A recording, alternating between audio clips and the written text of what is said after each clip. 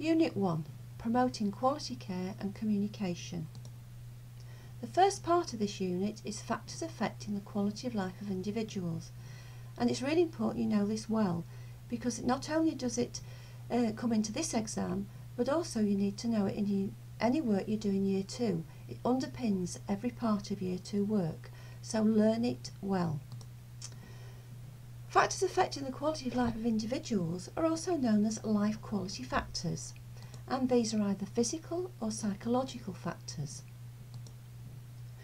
Physical factors include the effect on the body. Intellectual factors include effects on the mind or our cognition, C-O-G-N-I-T-I-O-N, cognition. Intellectual factors, they affect our feelings, the way things that happen to us affect how we feel about ourselves. Social factors affect our relationships and whether we experience isolation or not. Intellectual, emotional and social factors together are the psychological factors. Altogether there are 15 quality of life factors. You need to be able to name all 15. So what are they? Firstly, the physical factors. First one is diet. We all have to eat food. We need a diet. For some people, they have extra needs because of their circumstances.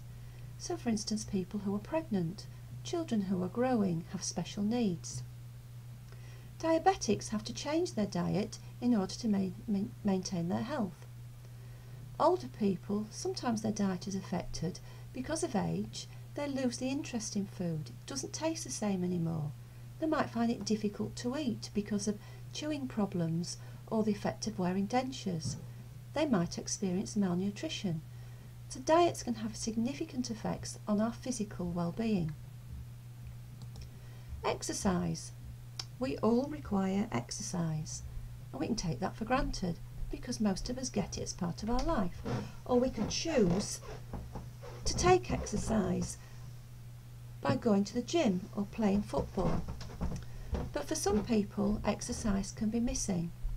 For older people, for instance, who are chair-bound, disabled people who have difficulty moving, people who are ill in hospital, and we have to find other ways to provide exercise in their life. Chair-based exercise is one example. Physical comfort is another physical life quality factor. Many of us take it for granted, but in care settings sometimes you can't maintain your own physical comfort because you're immobile, you can't turn the heating up, you don't even realise you're getting colder. Carers have to remember to provide extra blankets, extra warm clothes for people, turn the radiator up, deal with bed sores for people who are in bed for long periods of time, unable to move, to make sure that they remain comfortable. Physical safety is about the safe freedom from risk of injury.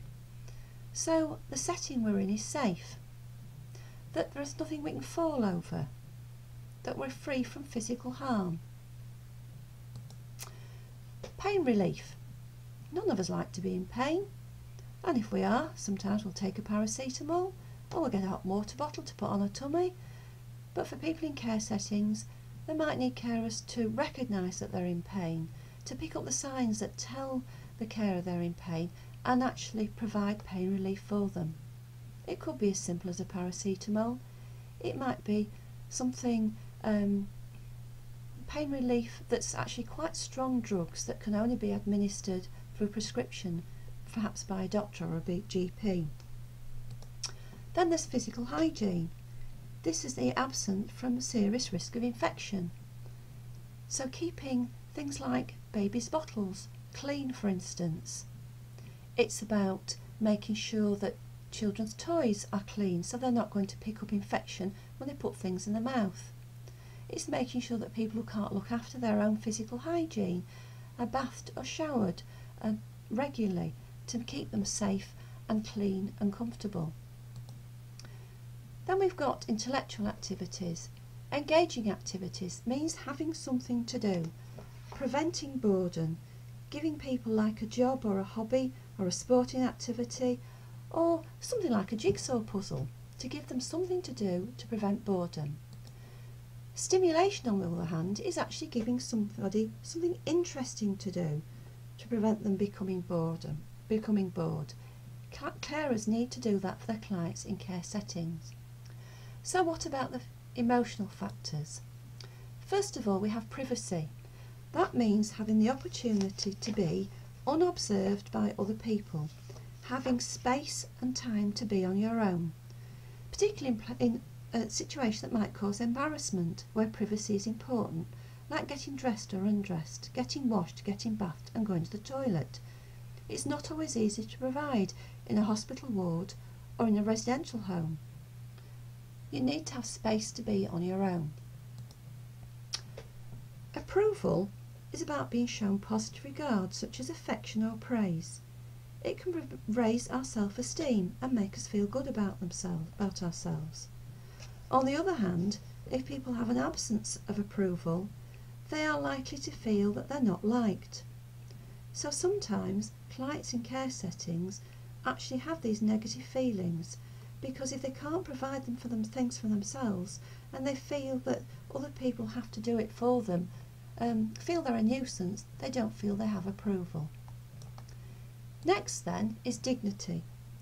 Dignity is about being shown respect and the absence of demeaning treatment. It reduces a person's self-esteem. Examples of demeaning treatment might be giving orders to people, bullying or bossing them instead of asking them to do things. It might be treating somebody in an over-familiar way, using a name, for instance, that they're not happy with, calling something that they don't like being called. Psychological security is about feeling safe, making sure that actually we don't feel insecure, we don't feel that we're threatened or likely to be bullied.